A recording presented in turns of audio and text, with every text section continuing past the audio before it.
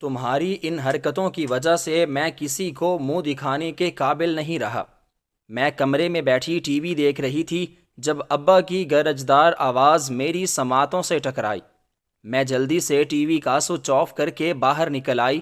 ابا کو اس قدر غصے میں دیکھ کر میں کانپ اٹھی، کیونکہ پہلے کبھی ابا کو اتنا غصہ کرتے نہیں دیکھا تھا۔ ابا بھیا کے سامنے سر جھکائے کھڑے تھے اور ان کے پہلو میں ایک بہت ہی خوبصورت لڑکی بھی کھڑی تھی۔ اس لڑکی کو دیکھ کر تو مجھے ایسا لگا کہ آسمان میرے سر پر گر پڑا ہے، کیونکہ ایک مرتبہ بھیا نے مجھے بتایا تھا کہ وہ کسی لڑکی کو پسند کرتے ہیں۔ آج خلاف معمول میری آنکھ صبح دیر سے کھلی۔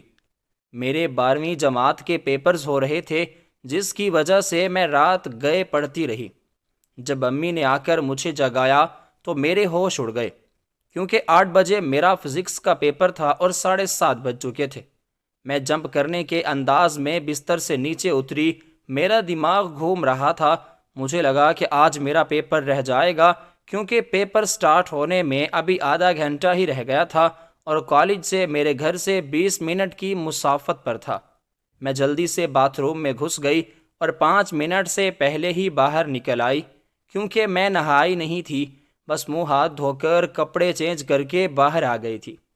مجھے اپنے آپ سے بہت گھن محسوس ہو رہی تھی، کیونکہ یہ میرے ساتھ پہلی مرتبہ ہوا تھا کہ میں نہائے بغیر کالج میں جا رہی تھی۔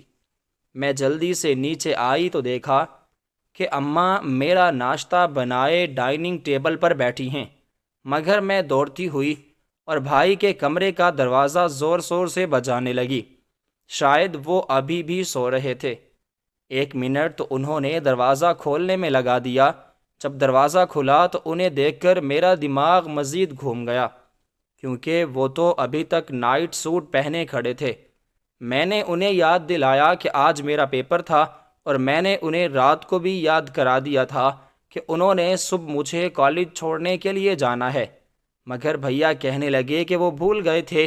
پیچھے سے امی کی آوازیں سنائی دے رہی تھیں کہ گڑیا ناشتہ تو کرتی جاؤ، مگر انہیں کیا معلوم تھا کہ میری تو جان نکلی ہوئی تھی اور مجھے برے خیالات آ رہے تھے کہ اگر میں پیپر کے لیے نہ پہنچ سکی تو میں فزکس کے سبجیکٹ میں فیل ہو جاؤں گی۔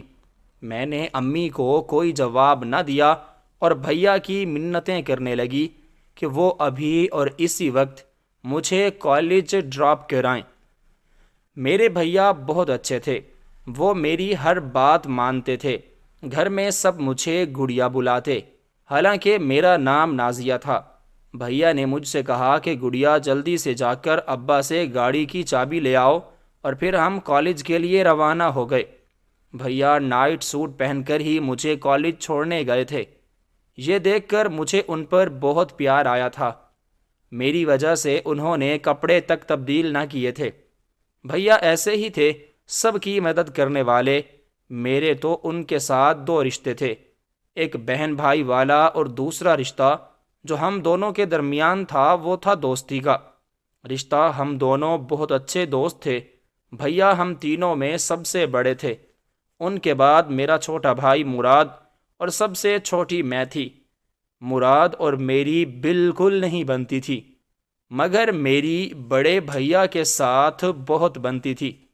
بڑے بھیا کی تو سب کے ساتھ دوستی تھی، مراد کے ساتھ بھی، ماں باپ کے ساتھ بھی، مگر مراد اور میں ہر وقت لڑتے جھگڑتے رہتے تھے۔ ابھی ہم راستے میں ہی تھے کہ ہمیں 8 بج گئے۔ میں رونے لگی کہ بس اب میرا پیپر رہ جائے گا، مگر بھیا نے کار ڈرائیو کرتے ہوئے مجھے سمجھایا کہ گڑیا حوصلہ رکھو، بس 1-2 منٹ میں ہم کالج پہنچ جائیں گے۔ جب ہم کالج پہنچے تو 8:05 ہو رہے تھے۔ میں بھاگتی ہوئی کالج کے اندر گئی تو سب لڑکیاں گراؤنڈ میں بیٹھی تھیں اور باتیں کر رہی تھیں۔ میں یہ سب دیکھ کر حیران رہ گئی کہ ابھی تک پیپر شروع کیوں نہیں ہوا، اور لڑکیاں کالج کے گیٹ سے باہر نکل رہی تھیں۔ تو میں نے ان سے پوچھا کہ آپ لوگ واپس کیوں جا رہی ہو؟ پیپر کا ٹائم تو ہو گیا ہے۔ مگر لڑکیاں ہنسنے لگیں اور کہا کہ فزکس کا پیپر لیک ہونے کی وجہ سے کینسل ہو گیا ہے۔ یکدم میرے چہرے پر مسکراہٹ پھیل گئی اور میں نے سکون کا سانس لیا کہ شکر ہے پیپر کینسل ہو گیا، ورنہ آج تو میرا پیپر رہ ہی جانا تھا، کیونکہ میں 7-8 منٹ تو لیٹ ہو ہی چکی تھی۔ پھر میں نے بھیا کو کال کی، وہ ابھی گھر نہ پہنچے تھے۔ میں نے ان سے کہا کہ بھیا، میں نے پیپر نہیں دینا، آپ آ کر مجھے لے جائیں۔ ابھی وہ مجھ سے کچھ کہنے ہی لگے تھے کہ میں نے کال کاٹ دی۔ مجھے ایک شرارت سوچی تھی، جب بھیا مجھے لینے آئیں گے تو میں ان سے کہوں گی کہ ٹیچرز نے مجھے پیپر میں نہیں بیٹھنے دیا کیونکہ میں لیٹ ہو گئی تھی۔ تھوڑی دیر بعد میں نے گیٹ سے جھانک کر دیکھا تو بھیا باہر موجود تھے۔ میں جا کر گاڑی میں بیٹھ گئی۔ میں جیسے ہی گاڑی میں بیٹھی، بھیا پریشانی کے عالم میں مجھ سے کہنے لگے کہ کیا ہوا۔ میں نے انہیں بتایا کہ ٹیچر نے مجھے ایگزامینیشن ہال میں داخل نہیں ہونے دیا۔ انہوں نے کہا کہ میں اب لیٹ ہو چکی ہوں، اب مجھے اگلے سال پھر سے فزکس کا پیپر دینا پڑے گا۔ بھیا یہ بات سن کر پریشان ہو گئے اور کہنے لگے کہ یہ سب ان کی وجہ سے ہوا۔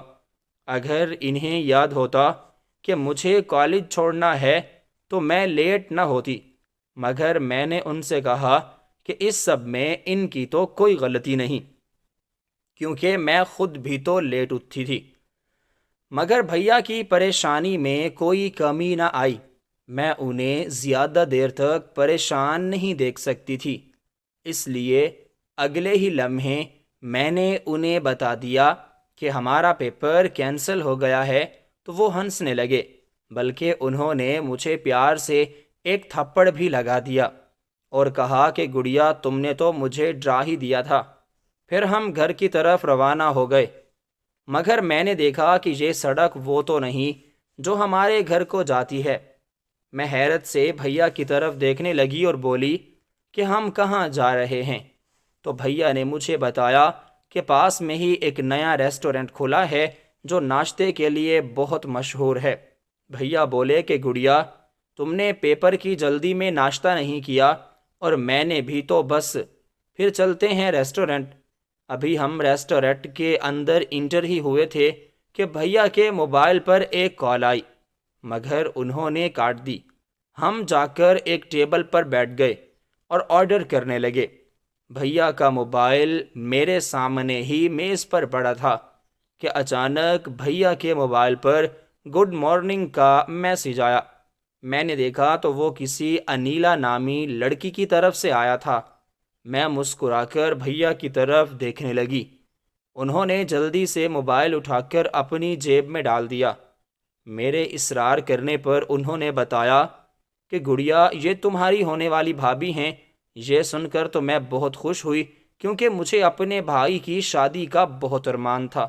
میں نے بھیا سے کہا کہ وہ مجھے بھابھی سے ملوائیں، مگر بھیا نہ مانے۔ پھر میری ضد پر انہوں نے مجھے انیلا بھابھی کی ایک تصویر دکھا دی۔ وہ بہت خوبصورت تھی، مگر میرے بھیا بھی کسی سے کم نہ تھے، مانو ان کی جوڑی سورج چاند جیسی تھی۔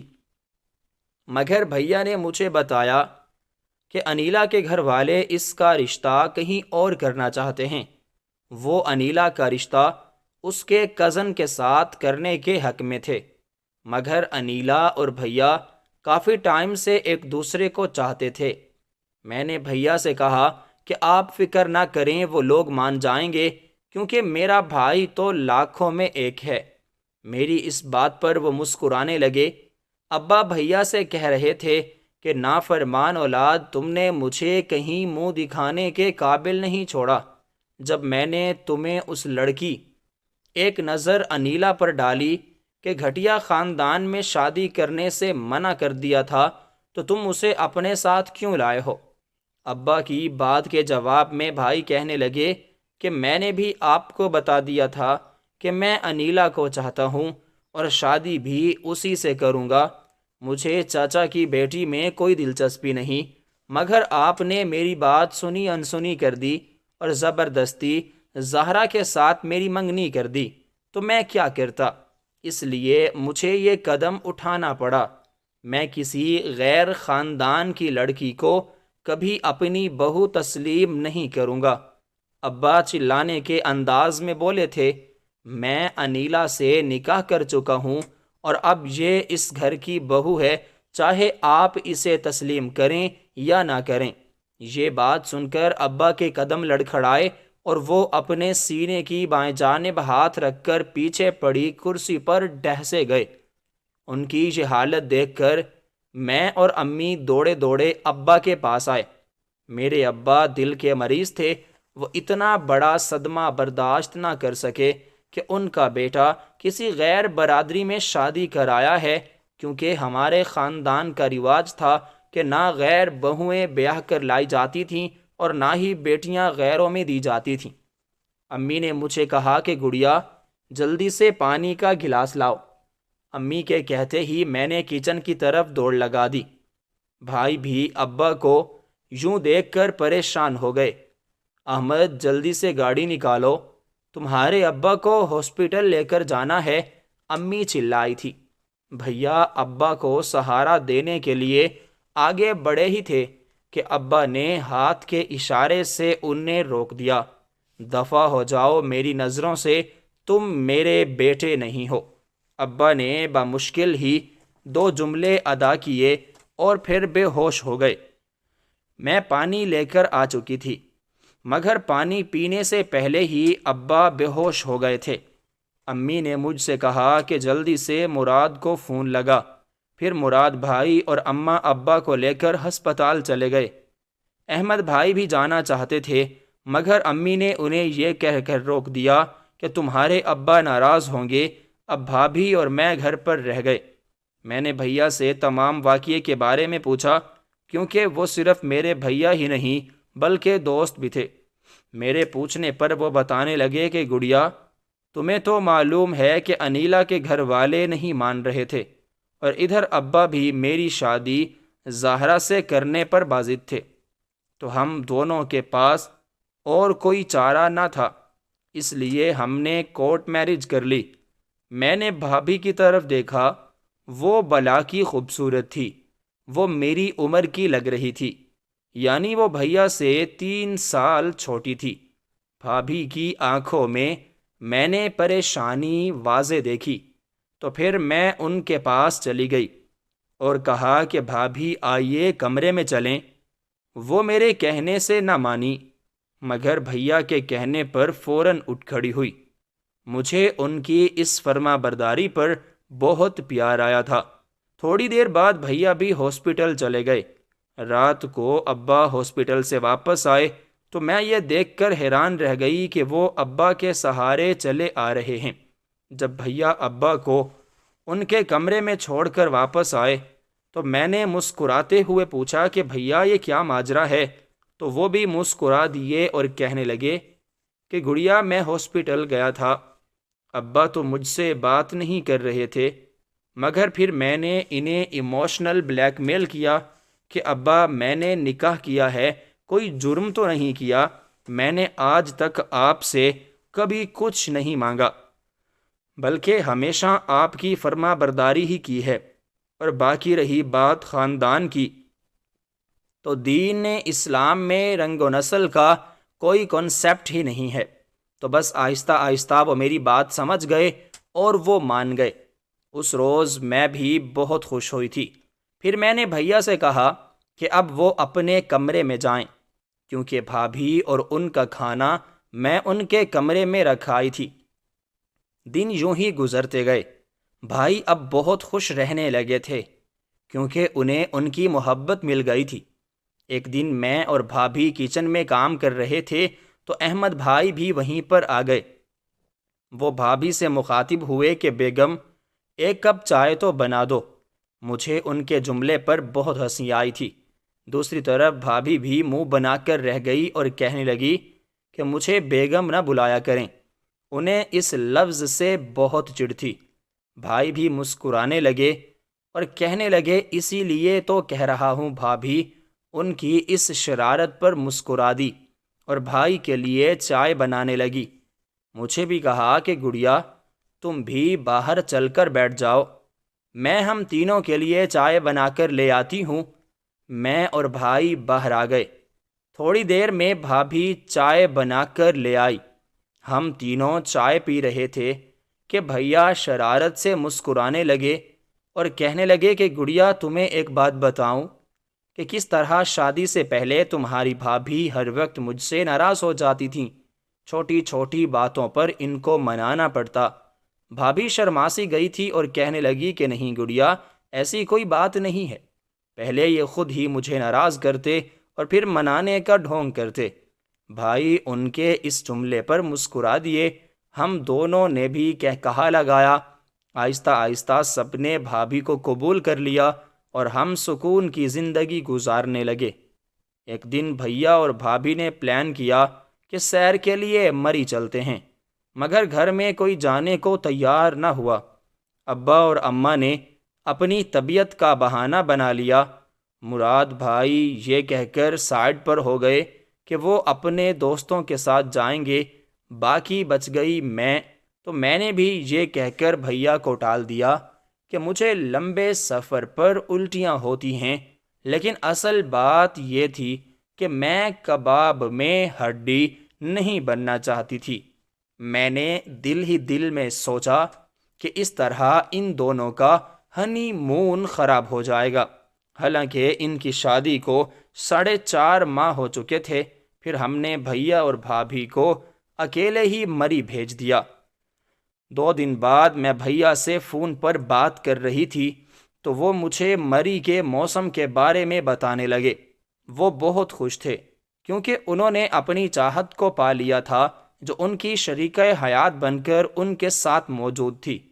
2-3 دن مزید گزر گئے کہ بھیا کی کال آئی۔ میں نے جلدی سے فون اٹھایا کہ بھیا نے شاید وہ سامان خرید لیا ہو جس کی میں نے لسٹ بنا کر انہیں تھمائی تھی اور سختی سے تائید کی تھی کہ وہ ضرور لائیں۔ میں نے کال اٹھائی تو آگے سے ایک انجانی آواز سنائی دی۔ وہ جو کوئی بھی تھا کہے جا رہا تھا کہ بھیا اور بھابھی کا ایکسیڈنٹ ہو گیا ہے۔ بھیا اس دنیا میں نہیں رہے جبکہ بھابھی کو ہاسپٹل میں پہنچا دیا گیا ہے۔ یہ سن کر میرے پاؤں کے نیچے سے زمین ہی نکل گئی۔ 15 گھنٹے کی مسافت کے بعد بھیا کا جنازہ گھر پہنچ گیا۔ ہمارے گھر میں تو جیسے قیامت ہی ٹوٹ گئی تھی۔ امی تو بھیا کو دیکھتے ہی بے ہوش ہو گئی اور ابا صدمے سے زمین پر بیٹھ گئے۔ مراد بھیا کے ہاتھ کو اپنے ہاتھ میں لیے چوم رہا تھا اور رو رہا تھا۔ میں تو بھیا کی موت کی خبر سن کر جیسے مر گئی تھی۔ میں نے بھابھی کو دیکھا، ان کے سر پر چوٹ لگی ہوئی تھی اور وہ خاموش بس آنسو بہائے جا رہی تھی۔ لگتا تھا کہ وہ اس صدمے کی وجہ سے اپنا ذہنی توازن کھو بیٹھی ہیں۔ تھوڑی دیر میں بھیا کا جنازہ اٹھایا گیا۔ ہمارے گھر میں تو جیسے کوہرام مچ گیا۔ محلے کے مرد حضرات بھیا کا جنازہ اٹھا کر چلے گئے۔ امی ابھی تک بے ہوش تھیں۔ ابا صدمے کی حالت میں سر پکڑے دیوار کے ساتھ لگے بیٹھے تھے۔ بھیا کے جانے سے ہمارا گھر تو قبرستان بن گیا۔ لوگ کہتے ہیں کہ وقت ہر غم کا مرہم ہوتا ہے، مگر وقت نے ہمارے زخموں پر مرہم نہ لگایا، بلکہ وقت گزرنے کے ساتھ ساتھ ہمارا غم بڑھنے لگا۔ بھائی کے اس طرح چھوڑ کر چلے جانے سے گھر کے تمام افراد نے خود کو کمروں میں بند کر لیا۔ ہم کئی روز تک ایک دوسرے کو دیکھتے بھی نہ، اور نہ ہی کوئی کسی سے بات کرتا۔ ہر کوئی اپنی جگہ غم میں نڈھال تھا۔ مگر بھابھی پر مجھے بہت ترس آتا کہ ابھی تو ان کی شادی کو تھوڑا ہی وقت ہوا تھا اور بھائی چلے گئے۔ خدا کسی دشمن کے ساتھ بھی ایسا نہ کرے۔ ابھی تو وہ نئی نویلی دلہن ہی تھیں۔ پھر زندگی آہستہ آہستہ معمول پر آنے لگی، کیونکہ وقت ہمیشہ ایک جیسا نہیں رہتا۔ بھیا کے جانے کے 15 دن بعد ہی ہمیں معلوم ہوا تھا کہ بھابھی کی کوکھ میں بھیا کی نشانی پل رہی ہے۔ امی ہر وقت بھابھی کو تانے دیتی رہتی کہ بدبخت منحوس میرے بیٹے کو کھا گئی، اور بھابھی چپ چاپ سہتی رہتی۔ ایک دن تو امی نے حد کر دی۔ بھابھی نماز پڑھ رہی تھی تو امی نے مٹی کا تیل ان پر چھڑک دیا۔ امی آگ جلانے ہی والی تھی کہ ابا پیچھے سے آئے اور امی کا ہاتھ پکڑ کر انہیں روک دیا۔ کلثوم بیگم، اس سب میں بہو کا کیا قصور ہے؟ یہ تو خدا کی مرضی کے فیصلے ہیں۔ مگر امی پھر بھی کہتی رہیں کہ یہ منحوس میرے بیٹے کو کھا گئی، میں اسے آگ لگا دوں گی۔ میں بھی آوازیں سن کر اپنے کمرے سے باہر نکل آئی تھی۔ بھابھی نے جیسے ہی سلام پھیرا تو وہ بھاگ کر میرے پاس آ گئی اور میرے پیچھے چھپنے لگی۔ ابا اماں کو سمجھانے لگے کہ اس کی کوکھ میں ہمارے بیٹے کی آخری نشانی پل رہی ہے اور تم اسے ہی مارنے لگی ہو۔ ایک مرتبہ بچہ ہو جائے تو پھر اس کو بھی ٹھکانے لگا دیں گے۔ ابا بھی اب بہت ظالم بن گئے تھے۔ بھابھی بیچاری بہت رو رہی تھی۔ میں انہیں ان کے کمرے میں لے گئی۔ وہ بہت ڈر گئی تھی۔ وہ اکثر مجھ سے کہا کرتی تھی کہ نازیہ، محبتوں کا کھو جانا کیا شے ہے؟ یہ قبر پر رونے والوں اور مٹی سے باتیں کرنے والوں سے پوچھو۔ مجھے بھابھی پر بہت ترس آتا تھا۔ ہم سب گھر والوں کو بہت دکھ تھا، مگر بھابھی کا دکھ سب سے بڑا تھا۔ وہ شادی کے 4 ماہ بعد ہی بیوہ ہو گئی تھیں۔ ان دنوں بھابھی اور میری بہت گہری دوستی ہو گئی۔ ہم دونوں گھنٹوں بیٹھ کر باتیں کرتیں اور بھیا کو یاد کرتی رہتیں۔ ایک مرتبہ بھابھی نے مجھے بتایا کہ زہرا، میری ایک بات پلے باندھ لو، کبھی بھی لوگوں کو یہ مت دکھایا کرو کہ تم اپنی زندگی میں بہت خوش ہو۔ وہ مجھے بتانے لگی کہ وہ اکثر موبائل پر سٹیٹس لگایا کرتی تھیں جس میں وہ بھائی کے ساتھ ہوتیں۔ اکثر ان کی سہیلیاں پوچھتی تھیں کہ تمہاری شادی شدہ زندگی کیسی جا رہی ہے، تو وہ سب کو بتانے لگتی کہ وہ بھائی کے ساتھ بہت خوش ہیں۔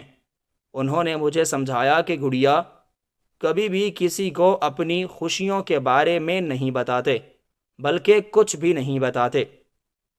انہوں نے مجھے کہا کہ سفر کریں اور کسی کو نہ بتائیں، سکون کی زندگی بسر کریں اور کسی کو نہ بتائیں، خوشی سے رہیں اور کسی کو نہ بتائیں، کیونکہ لوگ خوبصورت چیزوں کو برباد کر دیتے ہیں، رشتوں کو نظر لگ جاتی ہے، کسی کو اپنی ذاتی زندگی کے بارے میں کچھ نہیں بتاتے۔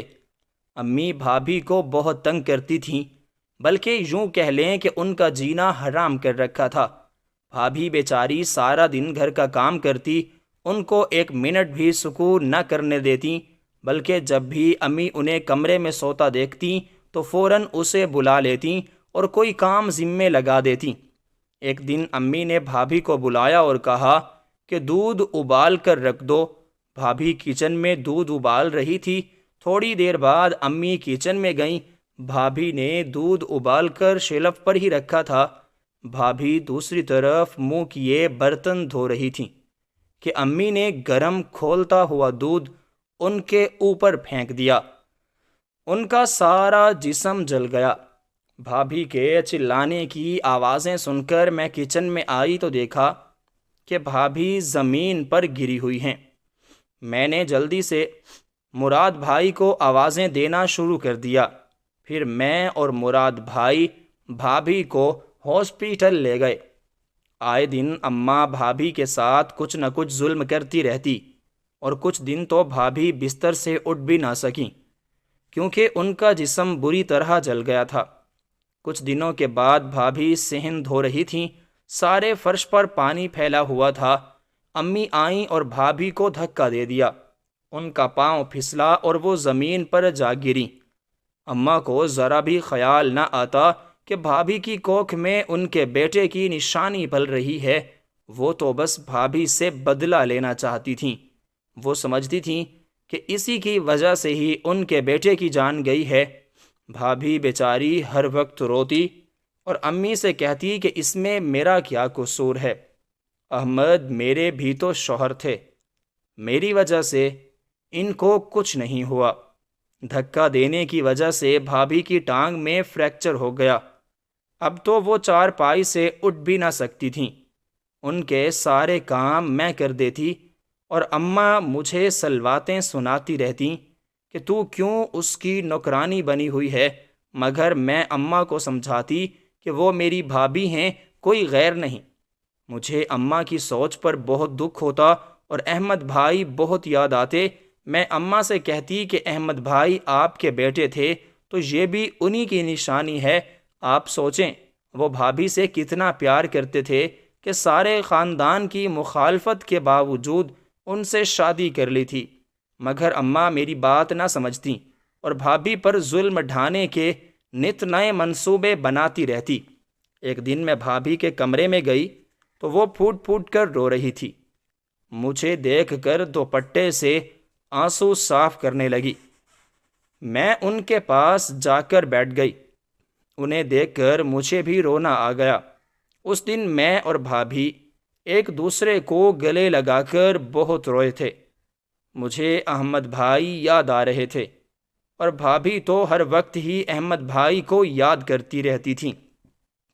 ان کا دکھ مجھ سے دیکھا نہ جاتا تھا۔ میں نے بھابھی کو مشورہ دیا کہ وہ یہاں سے کہیں چلی جائیں، کہیں بھاگ جائیں، ورنہ اماں ان کو کسی دن مار ہی ڈالیں گی، مگر وہ روتی اور کہتی کہ میں اپنے احمد کے ساتھ بے وفائی نہیں کر سکتی۔ لوگ کیا کہیں گے کہ احمد کی بیوی گھر سے بھاگ گئی اور پھر میرا کوئی ٹھکانہ بھی تو نہیں ہے۔ میں نے بھابھی کو مشورہ دیا کہ آپ اپنے والدین سے بات کر کے دیکھیں، شاید وہ آپ کو رکھ لیں، مگر بھابھی اپنے گھر والوں سے بات کرنے کو تیار نہ تھیں۔ میری ضد کے ہاتھوں وہ مجبور ہو گئیں اور کال ملا دی۔ آگے سے ان کے ابا نے فون اٹھایا۔ یہ بھابھی کا نیا نمبر تھا۔ بھابھی نے ابھی بات کرنا شروع کی تھی کہ ان کے ابا نے ان کی آواز سن کر موبائل بند کر دیا۔ پھر میں نے بھابھی کو مشورہ دیا کہ وہ اپنی امی سے بات کریں، لیکن بھابھی رونے لگیں کہ وہ لوگ مجھ سے ناراض ہیں۔ وہ کہتے ہیں کہ میں نے ان کی عزت روندی، لیکن زمانہ یہ کیوں نہیں سمجھتا کہ جب اسلام نے پسند کی شادی سے منع نہیں کیا تو لوگ کون ہوتے ہیں پسند کی شادی کو برا کہنے والے۔ اس دن تو بھابھی نے اپنی امی کو کال نہیں کی، مگر کچھ دن کے بعد میرے اصرار کرنے پر بھابھی نے اپنی امی کو فون کیا۔ بھابھی نے انہیں ساری بات بتائی کہ وہ کس طرح بیوگی کی زندگی کاٹ رہی ہیں اور ان کی ساس ان پر بہت ظلم کرتی ہے۔ بھابھی کی امی رونے لگی اور کہنے لگی کہ بیٹا میں کچھ نہیں کر سکتی، تمہارا بھائی اور باپ تو اس گھر میں تمہارا نام بھی کسی کو نہیں لینے دیتے، تو وہ تمہیں کیا اس گھر میں رکھیں گے؟ بیٹا اب شادی کر لی ہے تو اپنے گھر میں ہی رہ کر گزارا کرو۔ امی کی بات سن کر بھابھی کا دل بہت دکھا۔ اس رات وہ بہت روئی تھیں اور احمد بھائی کو یاد کرتی رہیں۔ کبھی کبھی وہ مجھے اپنی شادی سے پہلے کی زندگی کے بارے میں بتاتی کہ کس طرح احمد بھائی اور وہ ایک دوسرے کو پسند کرتے تھے، کیونکہ وہ ایک ہی کلاس میں پڑھتے تھے۔ کالج میں بھی سارا ٹائم ایک دوسرے کے ساتھ رہتے، اور جب گھروں کو جاتے تو موبائل پر ایک دوسرے سے باتیں کرتے رہتے۔ وہ مجھے بتاتے کہ احمد بھائی ان سے بہت پیار کرتے تھے۔ وقت گزرتا گیا، وہ گھڑی بھی آ گئی جب بھابھی نے ایک بیٹے کو جنم دیا۔ اس دن اماں اور ابا خوش تھے۔ وہ کہتے تھے کہ خدا نے ہمیں ہمارا احمد لٹا دیا ہے۔ اماں کا رویہ پھر بھی بھابھی کے ساتھ نہ بدلا۔ وہ کہتی تھیں کہ اب میں اس سے مار دوں گی، اب تو ہمارا وارث بھی پیدا ہو گیا، اب ہمیں اس کی کوئی ضرورت نہیں۔ وہ کبھی تو بھابھی کو جلانے کی کوشش کرتی ہیں اور کبھی مارنے کی، مگر آج تک اپنی کوششوں میں ناکام رہی تھیں، کیونکہ گھر میں مراد بھائی یا میں ضرور موجود ہوتے اور ان کو بچا لیتے۔ اب بھابھی اپنے بیٹے میں کھوسی گئیں۔ وہ سارا دن اپنے بیٹے کے ساتھ باتیں کرتی رہتی ہیں، حالانکہ وہ چھوٹا بچہ تھا، لیکن ایک وہی ان کا اپنا تھا، باقی سب نے تو انہیں دھتکار دیا تھا۔ ایک دن مراد بھائی باہر صحن میں بیٹھے چائے پی رہے تھے۔ میں بھی اپنی چائے لے کر ان کے پاس چلی گئی۔ امی اور ابا ڈاکٹر کے پاس گئے ہوئے تھے۔ مراد بھائی مجھ سے کہنے لگے کہ گڑیا ایک بات کروں، تو میں نے چائے کا سپ لیتے ہوئے کہا ہاں، میں سر ہلا دیا۔ وہ کہنے لگے کہ گڑیا مجھے بھابھی پر بہت ترس آتا ہے، امی پر حیرت ہوتی ہے کہ وہ ان پر اتنا ظلم کیسے کر لیتی ہیں، حالانکہ امی اچھی طرح جانتی ہیں کہ بھائی بھابھی سے کتنا پیار کرتے تھے۔ مراد کی بات سن کر مجھے حیرت ہوئی تھی، کیونکہ آج تک اس نے میرے ساتھ کوئی پرسنل بات نہ کی تھی۔ مراد مجھ سے کہنے لگا کہ تم امی کو سمجھایا کرو کہ بھابھی کو تنگ نہ کیا کریں، اب تو انہوں نے اس گھر کو وارث بھی دے دیا ہے۔ میں بھی مراد بھائی سے کہنے لگی کہ مراد بھائی، آپ کو کیا لگتا ہے کہ میں نے امی کو کبھی نہیں سمجھایا؟ میں نے امی کو بہت بار سمجھایا، مگر وہ میری ایک نہیں سنتی، بلکہ ابا بھی ان کے ساتھ ملے ہوئے ہیں۔ وہ بھی چاہتے ہیں کہ بہو ان کا وارث دیکھ کر اس گھر سے چلی جائے۔ جیسے ہی میں نے یہ بات کی تو مراد بھائی کہنے لگے کیوں نہ ہم بھابھی سے بات کریں کہ وہ اپنے ماں باپ کے گھر چلی جائیں، کیونکہ امی نے تو یہاں ان کا جینا حرام کر رکھا ہے، پتہ نہیں وہ کب اپنی کوششوں میں کامیاب ہو جائیں۔ تو میں نے مراد بھائی کو بتایا کہ بھابھی نے اپنے گھر والوں سے بات کی تو وہ نہیں کرنا چاہتی تھیں، پر میرے اصرار کرنے پر انہوں نے اپنے والدین کو فون کیا تھا، مگر ان کے والدین نے انہیں رکھنے سے انکار کر دیا۔ تھوڑی دیر ہم یوں ہی بیٹھے باتیں کرتے رہے، پھر میں اپنے کمرے میں چلی آئی۔ کچھ دنوں کے بعد مراد بھائی نے مجھے اپنے کمرے میں بلایا کہ کوئی ضروری بات کرنی ہے۔ میں حیران رہ گئی کہ انہیں مجھ سے کیا ضروری بات کرنی ہے۔ جب میں ان کے پاس گئی تو وہ کہنے لگے کہ گڑیا، اب میں جو بات کرنے والا ہوں تم تحمل سے سننا۔ انہوں نے مجھے بتایا کہ وہ بھابھی سے نکاح کرنا چاہتے ہیں۔ یہ بات سن کر تو میرا دماغ ہی گھوم گیا۔ پھر انہوں نے مجھے بتایا کہ گڑیا، بھائی ہمیشہ میرا ساتھ دیتے، میرا جو بھی مسئلہ ہوتا وہ حل کر دیتے، اور آج ان کی بیوہ کے ساتھ یہ سلوک ہو رہا ہے اور میں خاموشی سے دیکھ رہا ہوں۔ یہ ظلم ایک ہی صورت میں ختم ہو سکتا ہے، اگر میں بھابھی سے نکاح کر لوں۔ پہلے تو مجھے ان کی بات بری لگی کہ وہ بھابھی کے بارے میں ایسا کیسے سوچ سکتے ہیں، لیکن پھر میں بھی سوچنے لگی کہ اس طرح بھائی کی نشانی، یعنی کہ ان کا بیٹا اور بھابھی ہمارے ساتھ ہی رہیں گے، تو اس میں کیا غلط ہے۔ ایک مرتبہ میں اماں اور ابا کے کمرے کے باہر سے گزر رہی تھی تو میں نے کچھ آوازیں سنی۔ اماں اور ابا آپس میں بھابھی کے بارے میں بات کر رہے تھے۔ اماں ابا سے کہہ رہی تھیں کہ بس اب یہ لڑکی مجھے اس گھر میں ایک منٹ بھی برداشت نہیں، اس کو نکالو یہاں سے۔ اس کی وجہ سے ہر وقت مجھے احمد یاد آتا رہتا ہے۔ ان کی بات سن کر ابا بھی کہنے لگے کہ ہاں کچھ انتظام کرتے ہیں اس کا، اب اس بوجھ کو ہم کیوں اٹھائیں، اپنے بیٹے کی نشانی اس سے لے کر اسے چلتا کریں گے۔ یہ سب سن کر میں حیران رہ گئی کہ میرے والدین ایسا کیسے سوچ سکتے ہیں۔ کیا انہیں احمد بھائی کی باتیں یاد نہیں آتی کہ وہ بھابھی کی وجہ سے سارے خاندان سے لڑ گئے اور اپنی چچی زاد کے ساتھ منگنی بھی توڑ دی تھی، اور پھر وہ ایک ایسی لڑکی کے بارے میں ایسا کیسے سوچ سکتے تھے جو ان کے بیٹے کی محبت کے لیے اپنے والدین کو ناراض کر کے ان کے گھر آ گئی تھی۔ ابھی میں ان کی باتیں سن رہی تھی کہ سامنے سے مراد بھائی آتے دکھائی دیے۔ مراد بھائی کو دیکھ کر میں وہاں سے جلدی سے بھاگی کہ وہ میرے بارے میں کیا سوچیں گے کہ ابا اور اماں کی باتیں کان لگائے کیوں سن رہی ہوں۔ ایک دن میں اپنے کمرے میں بیٹھی پڑھ رہی تھی کہ باہر سے چیخنے چلانے کی آوازیں آنے لگیں۔ میں نے اپنے کمرے کی کھڑکی سے دیکھا تو کچن سے بہت دھواں اور آگ نکل رہی تھی۔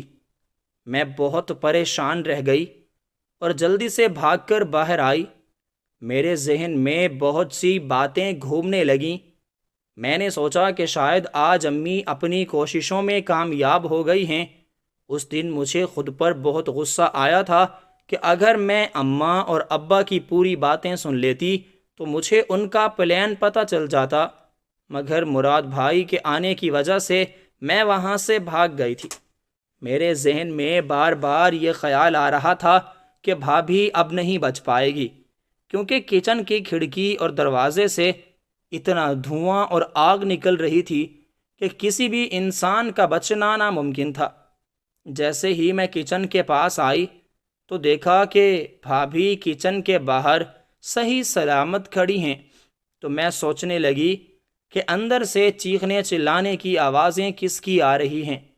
تو بھابھی نے بتایا کہ اندر امی ہیں، مراد بھائی بھی وہیں پر آ گئے۔ ہم نے جلدی سے فائر بریگیڈ کو کال کی۔ تھوڑی دیر بعد ان کی گاڑی آئی اور آگ بجھا کر چلی گئی۔ اماں کو ہسپتال لے جایا گیا۔ بڑی مشکل سے ان کی جان بچی۔ جب اماں ہوش میں آئیں تو زاروں قطار روئے جا رہی تھی۔ ہم سب پوچھتے رہے کہ اماں کیا ہوا ہے، مگر وہ کچھ نہ بتاتیں، بلکہ بس روئے جا رہی تھیں۔ زیادہ رونے کی وجہ سے ان کی ہچکی بن گئی۔ ہم سب بہت پریشان ہوئے کہ آخر اماں کو کیا ہوا ہے۔ اماں کچھ دن بعد ہاسپٹل سے ڈسچارج ہو کر گھر آ گئیں۔ اماں ہسپتال سے بچ کر واپس تو آ گئیں، مگر اب وہ کھوئی کھوئی رہتی تھیں اور کسی سے کوئی بات نہ کرتی تھیں، بلکہ سارا دن اپنے کمرے میں رہتیں۔ جب ہم ان سے پوچھتے کہ اماں کیا ہوا ہے تو وہ کچھ نہ بتاتیں اور بس روئے جاتیں۔ میں نے بھی کئی بار اماں سے پوچھنے کی کوشش کی کہ اماں آپ مجھے تو بتا دیں آخر آپ کو کیا ہوا ہے، مگر وہ مجھے بھی کچھ نہ بتاتیں اور خاموش رہتیں۔ اب ان کی طبیعت کچھ سنبھلنے لگی تھی۔ پھر ایک دن اماں نے مجھے، مراد بھائی اور بھابھی کو اپنے پاس بلایا۔ ہم حیران رہ گئے کہ آخر اماں کیوں بلا رہی ہیں، ان کو کون سی بات کرنی ہے۔ جب ہم کمرے میں گئے تو امی دوسری طرف منہ کیے لیٹی تھیں۔ میں نے دھیمی آواز میں کہا کہ امی، ہم آ گئے ہیں، آپ بتائیں آپ کو کیا بات کرنی ہے۔ تو وہ ایک مرتبہ پھر سے رونے لگے اور بس روئے ہی جا رہی تھیں۔ پھر انیلا بھابھی کو اپنے پاس بلایا اور کہا، بیٹا میرے دل پر بہت بڑا بوجھ ہے، تم مجھے معاف کر دو بیٹا، تم مجھے معاف کر دو۔ مگر انیلا بھابھی حیران ہو کر امی کا منہ تکنے لگیں اور کہا کہ امی آپ مجھ سے معافیاں کیوں مانگ رہی ہیں؟ بیٹا میں بہت دنوں سے تم سے یہ بات کرنا چاہتی تھی۔ میرے دل پر ایک بوجھ سا ہے اور وہ تبھی اترے گا جب میں تمہیں ساری حقیقت بتاؤں گی۔ ہم امی کی یہ باتیں سن کر حیران رہ گئے کہ ہر وقت تو وہ بھابھی سے غصے سے بات کرتی، تو آج وہ اتنی نرمی سے کیسے بات کر رہی ہیں اور معافیاں بھی مانگ رہی ہیں۔ وہ ان کے سامنے ہاتھ جوڑنے لگی کہ بیٹا مجھے معاف کر دو، میں ہر وقت تم پر ظلم کرتی رہتی تھی۔ پھر انہوں نے اس دن کے واقعے کے بارے میں بتانا شروع کیا۔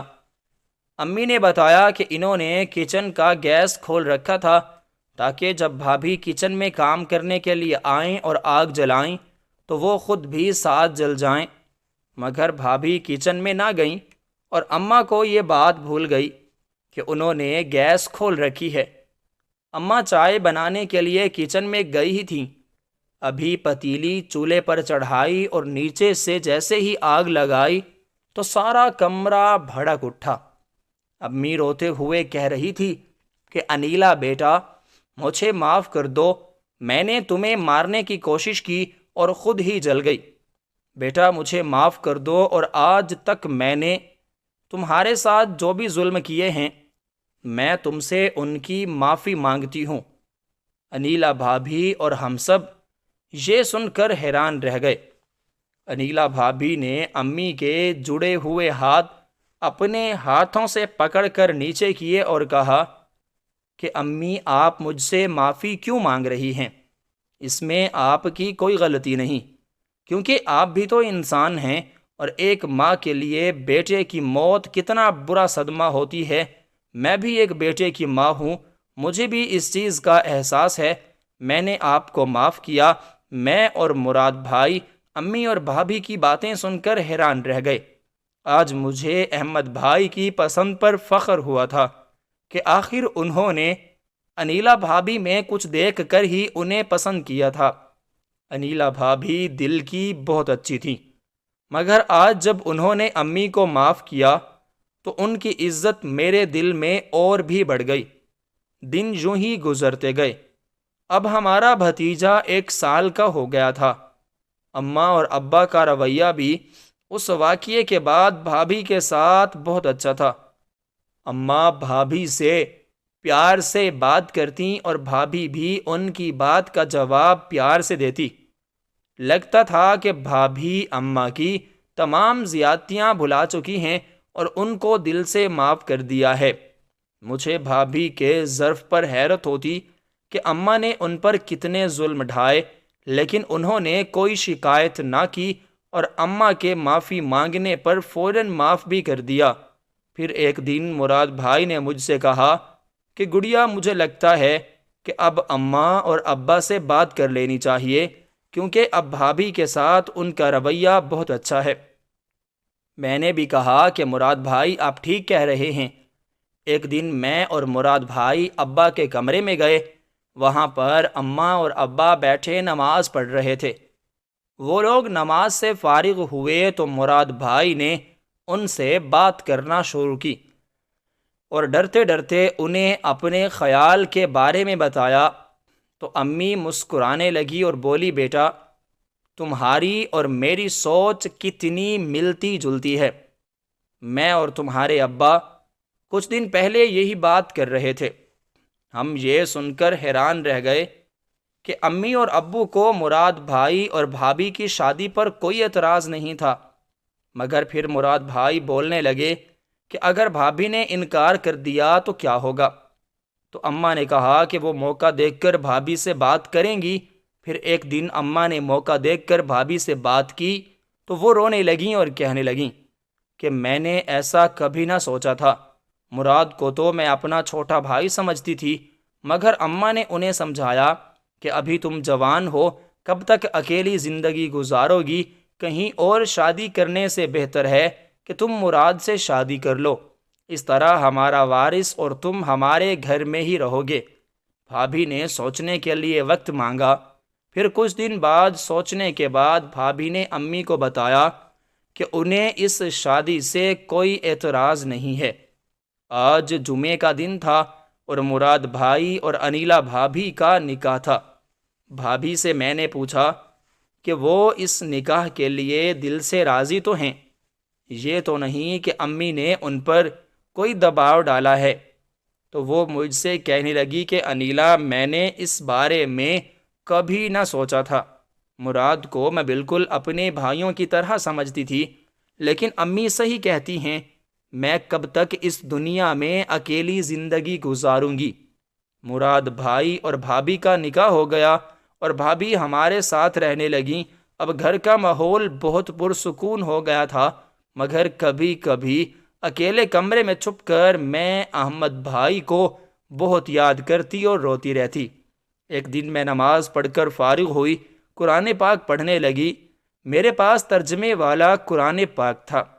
میرا دل بہت غمگین ہو رہا تھا، کیونکہ آج مجھے احمد بھائی بہت یاد آئے تھے۔ پھر جیسے ہی میں نے قرآن پاک کو پڑھنا شروع کیا تو میرے سامنے جو پہلی آیت آئی اس کا مفہوم کچھ یوں تھا کہ ہر ذی روح کو موت کا ذائقہ چکھنا ہے۔